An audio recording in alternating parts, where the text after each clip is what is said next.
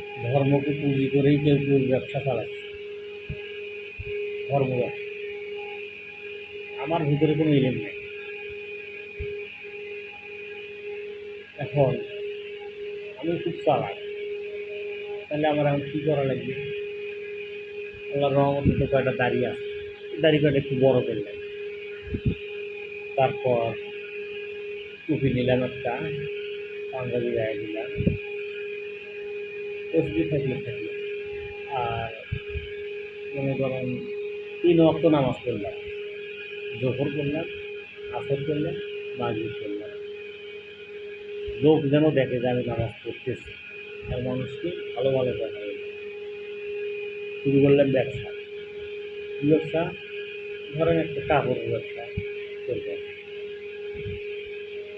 মাঝে মাঝে তাবলিগে গেলাম, যাওয়ার পর সবাইকে দাওয়াত দিলাম যে ভাই আমার দোকানে আসেন, আমার থেকে কেনেন।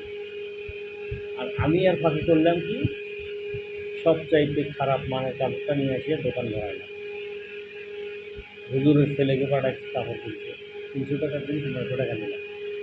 আর মাশাল্লাহ আলহামদুলিল্লাহ এগুলো তো আছেই, সালাম আছে, দিলাম, ব্যাস। কি ঠকানটা ঠকান। তো এই যে ধর্মের নামে ব্যবসা, এটা চলতেছে বাংলাদেশ। এখন ভালো আলেম আছে, তাদেরও দাঁড়িয়ে আছে, টুপি আছে, পাঞ্জাবি আছে, আপনারও আছে, কিন্তু আপনার মাল যে ভেতরে নেই, এটা এখন তো বোঝার কোনো উপায় নেই। সবার সমাবেশে দেখি একটা ব্যবসা চলে। প্রতি বছর ওই শীতের সময় ইসলামী জলসার আয়োজন। দল যদি আওয়ামী লীগ ক্ষমতায় থাকে তাহলে আওয়ামী লীগের সভাপতি, আওয়ামী লীগের নেতা ফেতা থাকে।